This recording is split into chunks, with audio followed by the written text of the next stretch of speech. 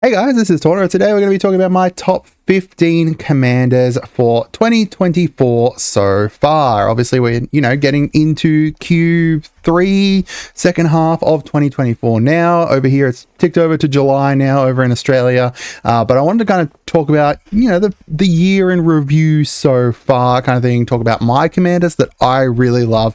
And I think that you guys should build. Now, some of these are going to be very strong commanders. Some of them are just very interesting. I kind of went for a mixture of both between commanders that I'm seeing a whole bunch of people talking about, as well as commanders that I'm not seeing as many people talking about, but just kind of wanted to kind of share my top 15 commanders so far for 2024.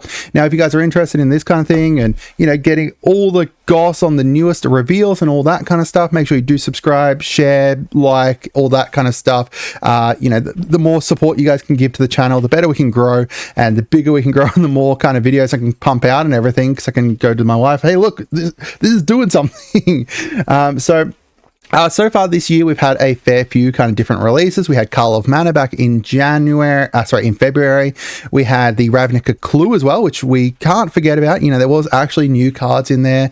Then we had Fallout. We had Outlaw Junction. We had, Modern Horizons 3 as well. I feel like there was something I missed in the middle there, but there has been a lot of different releases between the, different actual Commander products, as well as just, set boosters and stuff. Now, I will say that I did not cover Ravnica Remastered. It is just kind of reprints, and I wanted to do, new cards as well. So not kind of covering reprints of, say, Kali of the West or something like that, just completely new cards. And I think without a doubt, we have to talk about our kind of number one here, which is kind of taken Commander by storm, whether it's CEDH or just, normal EDH. Nadu is crazy, and definitely deserves to be one of the kind of most talked about characters to kind of release so far.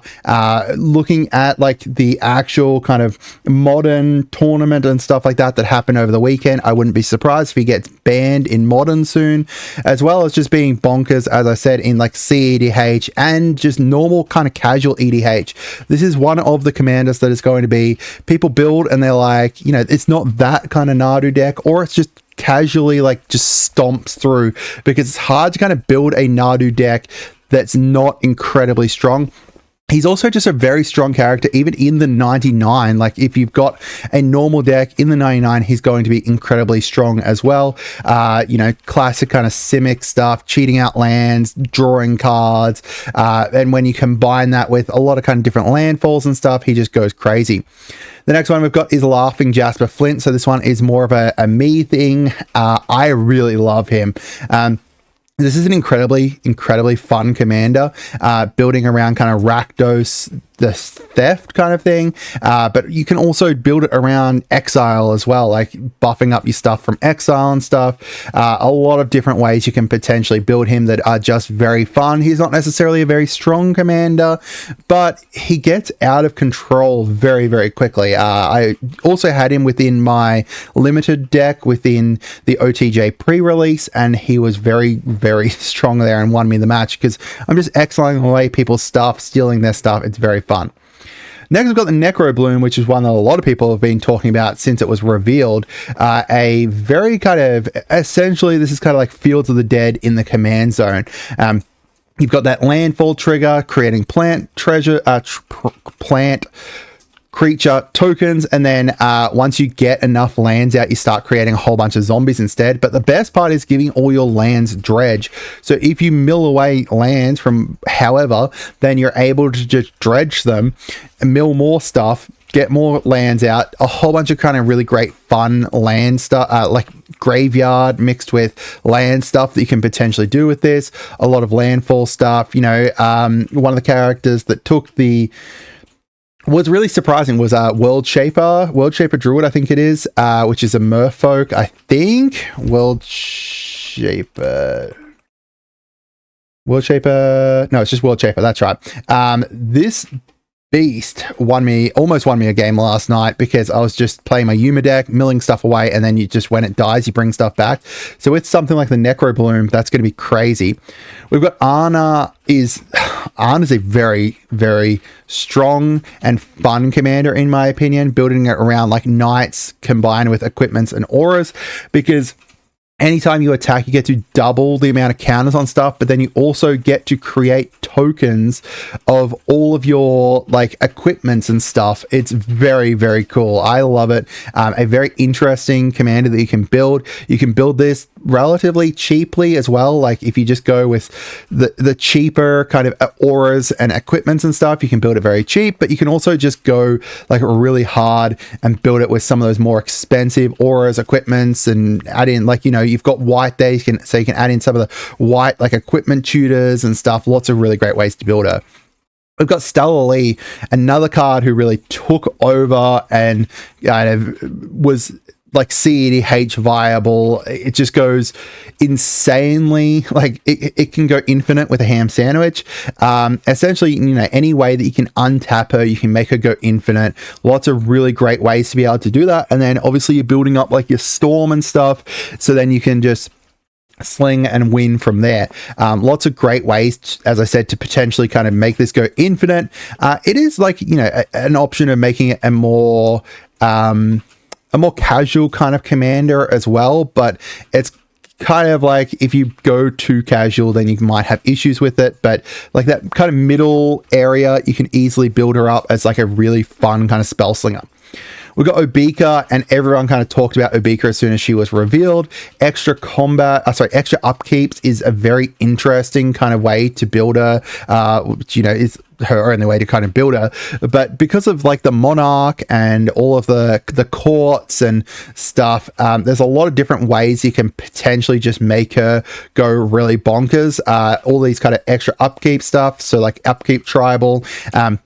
We had something similar with the Ninth Doctor in the Doctor Who set, and between the Ninth Doctor and Clara, people were building it up already. So this is another way to be able to build that up. And I think the Ninth Doctor is definitely a card that you should definitely add into this deck, which I don't know if many people are.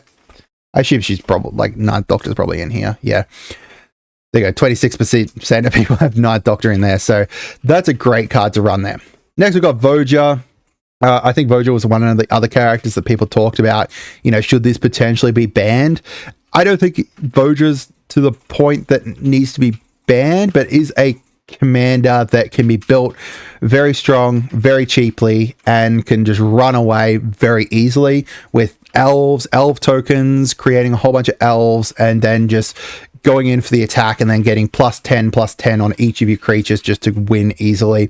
I've built Voger. We've got a video on here about building Voger as well. My Voger is my deck's one of my favorites. So definitely kind of, if you are interested in wolves and elves, it's definitely a fun way to build it. We've got Geese the Hellraiser, which I'm actually surprised isn't quite as big as I thought she was going to be. There's lots of cool ways to be able to build her as well, with skeletons and zombies, kind of combining the two, and then combining it with like committing crimes as well. So things that like ping whenever creatures enter or ping whenever creatures die and stuff. There's lots of great ways to be able to build that, and then from there you're going to be able to create a whole bunch of zombie rogues. And then also, because it's just can only trigger once per turn, if you trigger it on other people's turns, then you're going to be able to just like create an insane amount of zombie rogues. So if, for example, you had like Altar of Dementia, which I assume is probably going to be up here. Yep, Altar of Dementia. You sack one of your zombies, then from there you mill someone that's committing a crime, you create 2 more zombies, then on the next turn, so whoever goes next, do the same thing. You can create a huge amount of zombie rogues with +1/+1 and all having menace, and then just destroy from there. We've got Disa. Now, Disa, I think a lot of people kind of surprised, including myself. I think in my initial video, I said that Disa wasn't going to be great.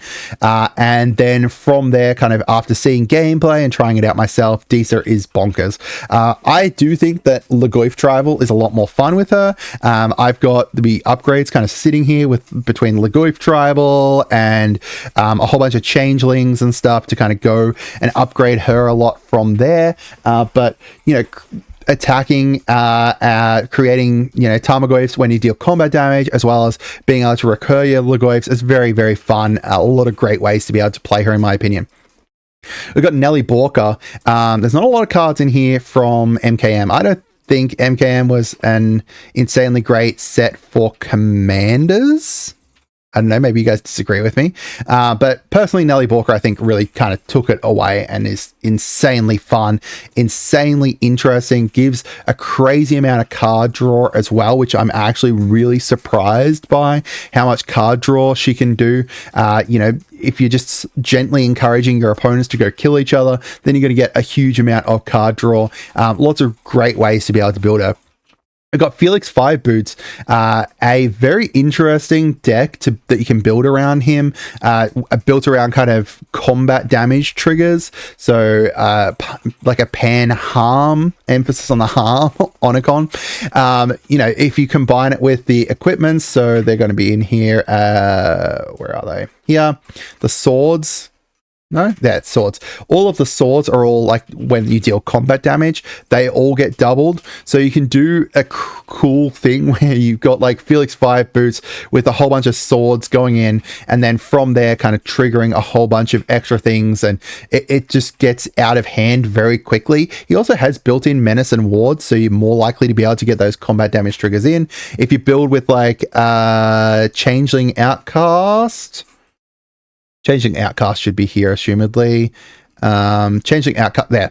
It means that you can't be blocked and stuff, so therefore you can get through with those. There's lots of different ways that you can make it so that you're not getting blocked, so you could do a lot of really, really awesome things that, you know, I'm pretty excited to see how people kind of have built him and stuff. We've got Mr. House, probably the Lord of Fallout, not necessarily a strong commander again, but a very fun commander that people have kind of built around.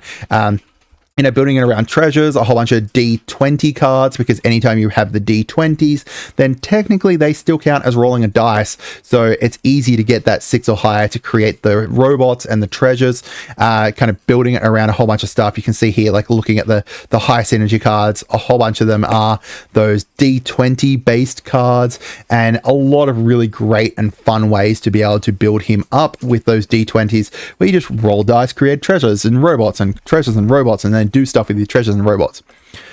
We've got Wise Mothman, who's probably the actual best kind of face commander from the Fallout set. I love Wise Mothman. I think that he's very fun. I love Lamp. Being able to mill people and then from there get like benefits from the mill, create a great kind of building, like build it around kind of milling everyone out. The other one that I really love is the Master Transcendent from that same deck. I want to build, I think it was the Professor had like a deck built around the Master Transcendent where you're milling everyone out and then you're just stealing all their stuff and creating mutants, and it just looks really, really fun and definitely a very fun deck. And then finally, we've got Amzo Swarm's Hunger. I did mention about Clue before. There's not a huge amount of stuff from Clue. It wasn't like they didn't have a huge amount of original cards. There was a lot of fun cards in there and cards that can easily slot into other decks, but I don't think in regards to commanders there was a huge amount. But Amzo was one that you can easily use as a very fun insect commander, especially with like the new Grist, which I assume will be, actually I don't know if Grist will, like the new Grist would be under creatures or what. Either way, you know, the new Grist and stuff, just creating a whole bunch of bugs and having bugs from everywhere. It's a very kind of underrated, oh that's the new Grist, a new kind of like, it's an underrated tribal that I think is very fun between green black Golgari. So you know, I think that Amzo's a very great kind of commander for that, where you're kind of recurring things, creating more bugs, and then making all your bugs have menace, and then having Grist kind of come in to mill you and do more bug things. Lots of really great kind of bug things that you can do with this that I think are kind of underrated and a lot of people kind of haven't looked at. But that's it for today, guys. Let me know down in the comments what you guys think, which one of the commanders you're most interested in, or if I missed your favorite commander from this year, let me know. I hope you guys had a great day, and goodbye.